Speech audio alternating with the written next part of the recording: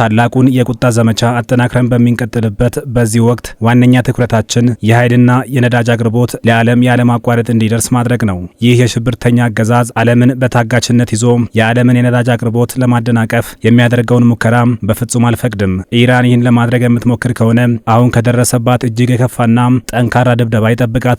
ዳግመኛም ፈጽሞ ማገገም አይቻላቸውም። እኛ የምንመታቸው በጠንካራ ኃይል ስለሆነ እነሱም ሆኖ የሚረዷቸው አካላት በዚያ የዓለም ክፍል ዳግም ቀና ማለት አይችሉም። የዓለም የፖለቲካ ትኩሳት ልክ እንደ በጋ ፀሐይ በሚያቃጥልበት በዚህ ወቅት በመካከለኛው ምስራቅ ምድር የሚታየው ትዕይንት ከድጡ ወደ ማጡ እየሆነ መጥቷል። የቀጠናው ሰማይ በሚሳይል አደር ሲታረስ፣ ምድሩ ደግሞ በነዳጅ ጋኖች የይገባኛል ሙግት እየተናወጠ ይገኛል። የአሜሪካና የኢራን ፍጥጫ አሁን ከቃላት ጦርነት ወደ ሚሳይልና የድሮን ፍልሚያ ተሻግሮ ሳምንታትን ያስቆጠረ ሲሆን በሁለትና በሶስት ሀገራት ወይም በተወሰነ ቀጠና የተገደበ ሳይሆን የዓለምን የምጣኔ ሀብት ደምስር ወደ መበጠስ ተቃርቧል። ቴህራን ጥቃትሽን ካላቆምሽ የዓለምን የምጣኔ ሀብት ጉሮሮ በነዳጅ እገዳ እዘጋለሁ ስትል፣ ዋሽንግተን ደግሞ የዓለምን ጉሮሮ ለመዝጋት የምትሞክር እጅ ተቆርጣ ትጣላለች የሚል የዛቻ ናዳ እያወረደች ነው። ይህ ፍጥጫ ታዲያ በሁለቱ ሀገራት መካከል ብቻ የሚቀር ሳይሆን መላው ዓለምን በጋለ የስጋት ወንበር ላይ ያስቀመጠ ጂኦፖለቲካዊ ቁማር ሆኗል። የአየር ድብደባውና የሚሳኤል ውርጅብኙ በሰው ሕይወት ላይ ከሚያደርሰው ጥፋት ባሻገር የዓለም የነዳጅ ንግድ ዋነኛ መተላለፊያ የሆርሙዝ የባህር ወሽመጥ ተዘግቶ መቆየት የዓለማችንን ምጣኔ ሀብት ብር ከስሶታል። በመካከለኛው ምስራቅ የሚነፍሰው የጦርነት አውሎ ነፋስ ከቴህራን አውራ ጎዳናዎች እስከ ነጩ ቤተ መንግስት ቢሮዎች፣ ከቶኪዮ የአክሲዮን ገበያ እስከ አውሮፓና አፍሪካ የነዳጅ ማደያዎች ድረስ የሚሰማ የጋራ ስጋት ሆኗል። ዛሬ ላይ ቆመን የምንመለከተው እሳትና ጭድ የሆነ ፍጥጫ ነገ የዓለምን የታሪክ አቅጣጫ ሊቀይር የሚችል ትልቅ ክስተት ነው። ባለፈው ሰኞ ሞጅታባ ኻሜኒ የኢራን አዲስ ጠቅላይ መሪ ሆነው መሾማቸው ለዓለም ማህበረሰብ የተሰጠ ግልጽ ምልክት ነው። ሹመቱ ኢራን ለድርድር የማትንበረከክና በውጭ ኃይሎች ተጽዕኖ ስር የማትወርቅ መሆኗን ለማሳየት የታለመ ስልታዊ እርምጃ ይመስላል። የሀገሪቱ የውጭ ጉዳይ ሚኒስትር አባስ አራግቺ በሰጡት መግለጫ ከአሜሪካ ጋር ድርድር ማድረግ ውሃ ቢወቅጡት እምቦጭ አይነት መሆኑን አስታውቀዋል። በአንድ አቅጣጫ እሳት ያዘነቡብን፣ በሌላ በኩል እንነጋገር ማለት ዘበት ነው ያሉት ሚኒስትሩ ከዚህ ቀደም ከዋሽንግተን ጋር በነበራቸው ንግግር የተማሩት መራራ ትምህርት ዳግም እንደማይደገም በቁጭት አረጋግጠዋል። ኢራን በሶስት ዙር ንግግሮች ከፍተኛ መሻሻል ታይቷል ብትልም አሜሪካ ግን በዚያው ቅጽበት ጥቃት መሰንዘሯን ፔሪሺያውያኑ እንደ ክህደት ቆጥረውታል። ይባስ ብሎ የኢራን እስላማዊ አብዮታዊ ዘብ አሜሪካና እስራኤል ጥቃታቸውን ካላቆሙ ከባህረ ሰላጤው ሀገራት 1 ሊትር ነዳጅ እንኳን ወደ ውጭ እንዳይወጣ ለማገድ ዝግጅታቸውን እንዳጠናቀቁ አስታውቀዋል። ይህ ማስፈራሪያ ደግሞ የዓለምን የነዳጅ ገበያ የልብ ትርታ በእጅጉ ጨምሮታል። ኢራን ጦርነቱን የማቆምም ሆነ የመቀጠል ስልጣኑ እንዳላትና የትራምፕ ንግግሮች ትርጉም የለሽ እንደሆኑ በመግለጽ ያጸፋ ምላሿን አጠናክራ ቀጥላለች። ይህ የነዳጅ ጦርነት ዛቻ በቀጥታ ኢላማ ያደረገው የአሜሪካን ምርጫና የዓለምን ኢንዱስትሪዎች እንቅስቃሴ ነው። ይህም ኢራን እኛ ካልኖርን ማንም አይኖርም የሚል አይነት የሞት ሽረት ትግል ውስጥ መግባቷን የሚያሳይ ነው። የአሜሪካው ፕሬዝዳንት ዶናልድ ትራምፕ ግን የኢራንን ዛቻ ጆሮ ዳባ ልበስ ብለው በተለመደው ቅጭም ያለ ፊትና በጠነከረ ንግግር ኢራን የሆርሙዝ የባህር ወሽመጥን ለመዝጋት ከሞከረች ከደረሰባት በ20 እጥፍ የሚበልጥ ጥቃት እንደሚጠብቃት አሳስበዋል። ትራምፕ እንደሚሉት አሜሪካ የኢራንን ወታደራዊ አከርካሪ ሰብረዋለች። ጦርነቱ በ4 ሳምንታት ውስጥ ይጠናቀቃል የሚለው ትንቢታቸው ግን ብዙዎችን እያስገረመ ነው። በትራምፕ እይታ ድል ማለት ኢራን ለአሜሪካ ፍላጎት የምታድርና የምትታዘዝ ሀገር መሆን ስትችል ብቻ ነው። ትራምፕ ጦርነቱን ድል ብለው ሲጠሩት ትርጉሙ ለእስራኤልና ለዋሽንግተን ባለስልጣናት ለየቅል መሆኑ በርካቶችን አስገርመዋል። እስራኤል የኢራንን ሃይማኖታዊ አገዛዝ ፈጽሞ ለማጥፋት ስታልም፣ አሜሪካ ደግሞ የሚሳኤልና የኒውክሌር አቅሟን ለማውደም ትጥራለች። ጦርነቱ ገና ሳይጠናቀቅና ግቡ በግልጽ ሳይታወቅ ስለ ድል ማውራት የፖለቲካ ቁማር እንደሆነ በርካቶች ይናገራሉ። ትራምፕ ግን ማገገም በማይችሉበት ሁኔታ እንመታቸዋለን በማለት የኃይል አማራጭን በመጀመሪያው ረድፍ ላይ አስቀምጠዋል። ይህ ግትርነት ደግሞ ለቀጣይ ሰላም ያለውን ተስፋ ጠባብ እንዲሆን አድርጎታል። የጦርነቱ ዜና እንደተሰማ የነዳጅ ዋጋ ጣራ ነክቶ ነበር።